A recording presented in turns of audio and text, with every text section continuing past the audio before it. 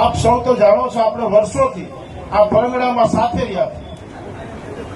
અહીંયા એવી રાજનીતિ કોઈની નથી કરી સાહેબ. હલકી કક્ષાની રાજનીતિ આપણા વિસ્તારમાં ક્યારેય કોઈએ કરી નથી.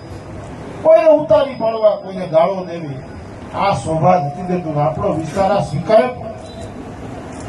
આવા લોકોથી ચેતજો.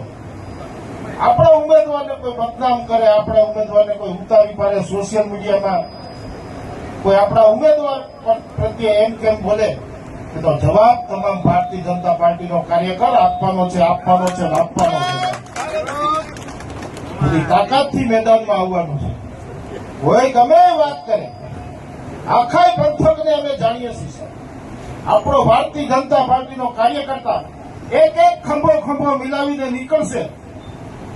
સાહેબ, આપણી તમામ તાલુકા પંચાયતને 8 જિલ્લા પંચાયત આવે છે, જેને ત્યાં લખવું અહીંયા લખવું. મહેનતમાં કઈ કચાશ ન રાખતા, હિંમતથી આગળ વધતા. તમારો આત્મવિશ્વાસ ડગવો ન જોઈએ.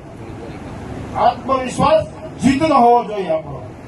ત્યારે આપ સૌને મારી વિનંતી છે, જ્યાં જરૂર પડે ત્યાં અમે તમારા ગામે ગામ પહોંચવાના છીએ. આખી વિધાનસભા સીટમાં પણ આપણી તમામ તાલુકા પંચાયત, તમામ જિલ્લા પંચાયતો આપ સૌ ચૂંટીને લાવો એવી ખેડૂતના દીકરા તરીકે આપ સૌને મારી વિનંતી છે.